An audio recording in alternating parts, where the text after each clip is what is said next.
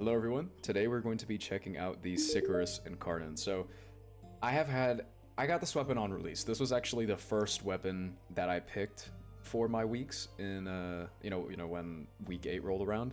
And it is fantastic. There is literally I honestly think it's the second best weapon in that week, and that's only contested by the Okina, but honestly, this thing is up there. It's so much better than I thought it was. This is definitely a must-have pistol, so let's check out the build that we have for it today.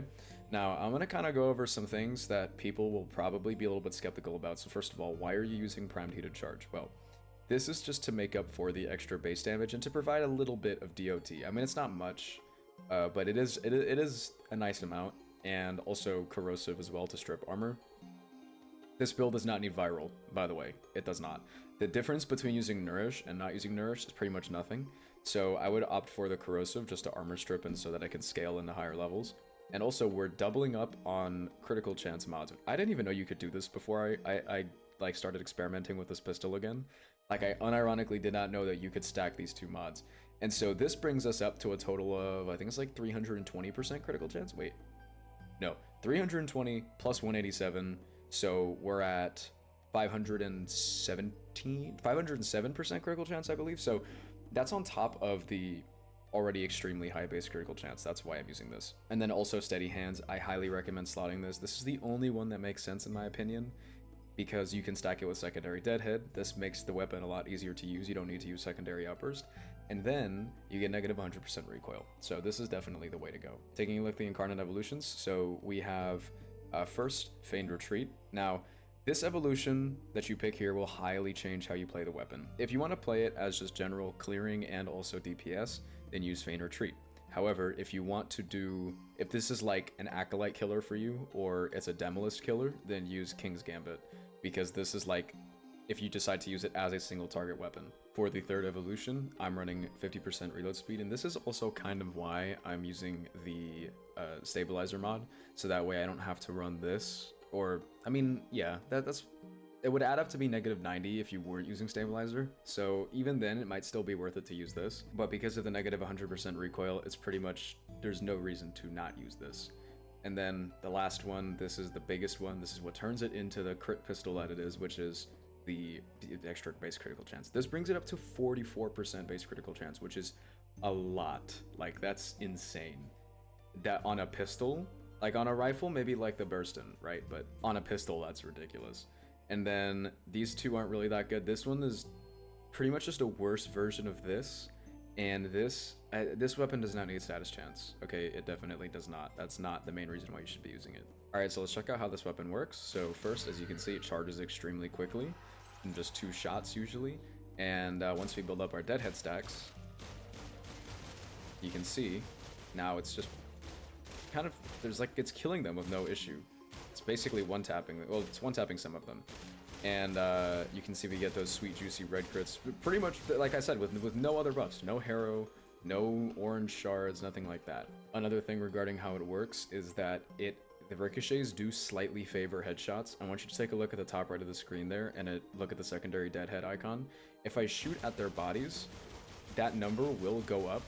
You can see it like that. You see how it just refreshed the third stack. So it slightly biases. Like, it's not like the dual talks. It doesn't bias as much as the dual talks does, but it's still quite a lot, and it's enough to make it so that you don't actually have to aim for the head when you're clearing enemies. So if you're playing a Steel Path Survival, you could just go up and go like this, and you don't need to aim for the head. Totally fine. Although we'll make the first kill much easier. Alright, so now let's check out how it performs with buffs. As you can see, I'm using Pistol Amp, Arcane Precision, and Arcane Velocity. And let's just reset our guys here. One of your Exo Gokstat officers. We're gonna pop Nourish, so this is Viral, Heat, and Corrosive. And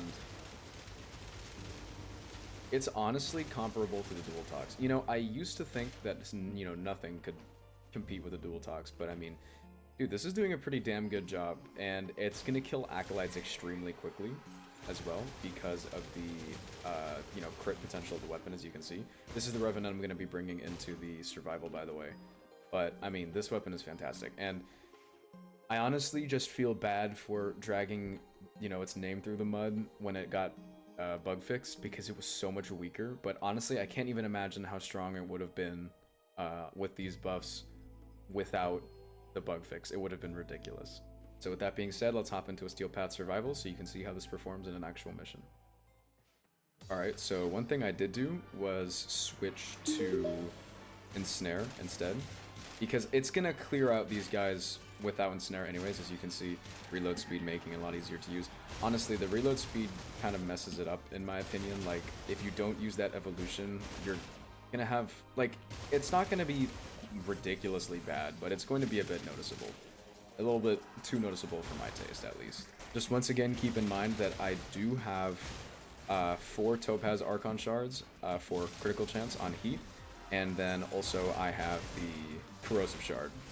It's 1 Tau Forge screen. Something I guess I should touch on in this video is Rivens. Now, this weapon doesn't have like the most insane Riven dispo. I'll throw it up on screen, like what the exact one is, but out of 5, it's 4, and it's like, I used to have a Sicarus Riven, and don't get me wrong, like, it's still really good, but I don't think you're gonna need it, honestly. Like, I don't see how a Riven could potentially increase the performance much more than this, unless it's like a critical chance Riven. Not that critical chance is necessarily the best stat on this, but I don't really like see it making much of a difference otherwise. Does that make sense? Now, don't worry, you may see this as potentially slightly annoying, you know, the charging, but the only reason that it's not charging as much as it was against those Exogok stat officers in Simulacrum was literally just because it's that strong. The pistol is actually just so strong that it's killing these guys before it really has a chance to charge. So once you get into higher level content, like probably around level 300, it'll start charging in one hit. Like, I wouldn't be surprised. Especially with max galvanized stacks. The pistol charging so quickly is probably one of the main reasons why I came back to it, because even if the pistol was this good, if it wasn't as quick to charge as it is, I probably wouldn't have made a video on it, because I just feel like it's a little bit too inconvenient. But now that I knew that you could stack galvanized crosshairs and prime pistol gambit, I mean, I had to take advantage of that, you know what I mean? And as you can see, look, when I don't even aim in to activate galvanized crosshairs, I'm still red critting. Now that is because of the Topaz shards. You might get the like occasional red crit, won't be anything crazy. There goes Vor, quite quickly. But you know what? It's still, you guys aren't even ready. Like, it's actually, you are ready. You saw the intro of the video, but it really does destroy acolytes. Like, it's insane, and that's only because of the, you know, crit potential that it has. Now, I'm also using Revenant to make this process like a lot less painful, you know, going around charging it. If you do get a Riven on it, I recommend getting negative zoom, like as a negative. Even if the Riven sucks, or like it doesn't have the best stats, so maybe it has, I don't know, like CC heat or something like that, still get negative zoom, because that's like the one thing that I'm mad about on this weapon. The only thing that's so far made me not have this as my daily driver is the fact that it has so much zoom. This might not even be a lot, but it feels like more than usual to me. KPM wise, it's honestly not bad. Like, this is the other great thing about it, is that, you know, I used to be like, oh yeah, the Incarnon Evolution is lazy, it's boring, but honestly, I think it's better than it could have been, like, laziness wise. I think they could have just made it like a small AoE like the Burstin, and this weapon would have been useless. But because they made it ricochet, it's so good for clearing as well as a single target.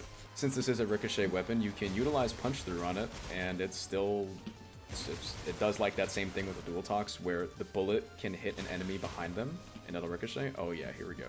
So let's charge up the Incarnon form. Make sure my stacks are up. Okay, Malice, that's chill. And I'm gonna use Ensnare on him when he spawns. Alright, and I mean, it's great, and like I said, this is the reason why I came back to the pistol. See, I used to think that the only way to get the critical chance so high was with secondary outburst, but you know, you can get it tier 1 crits with just Topaz shards and some mods. But even red critting with just mods is insane. So, closing thoughts on this weapon. I used to be so hard on it. I used to think it was garbage, that it was just the worst thing known to man, but thankfully, I decided to give it another look when I was testing the Okina and the Sybaris, and I was like, okay, yeah, this is definitely the weapon I'm making a review on. Because I love pistols as well. So, slight bias from me, but I'm going to say this is a must-have weapon. Like, this is about as must-have as the dual talks. let's say for example you started playing week 6 and you missed the Tord and the Dual Talks and you're like, oh, I gotta wait 2 months. This should be your motivation to at least, you know, not just quit the game for the next 2 months, but come back and play it. Because look at this. I mean, like, even if it doesn't perform at the exact same efficiency as a Dual Talks, like the Dual Talks is easier to charge and stuff, there is an argument to be made that it is the best weapon for week 8, but I wouldn't go as far as to say that. I think the Okina is still better, and I do plan on making a video on that in the future. So the answer is yes, you should have this weapon. It's great, it's amazing. Post-nerf, even after it was like as good as it was in its nerfed state, it's still like ridiculous with the correct setup. But that's gonna do it for me today. I hope you guys enjoyed. Just want to say thank you guys so much. You know, for anybody who is still watching, I've received so much incredible support, and you know, it's like I've only seen one hate comment that was like outright negative. It wasn't even a hate comment necessarily. Like, so thank you guys so much for everything. I know that most people probably don't care about this, but for those of you who do, this is like my sincere gratitude for everything, all the support that you've given me. And yeah, here's to 2,000 subs, and see you guys in the next video. Later.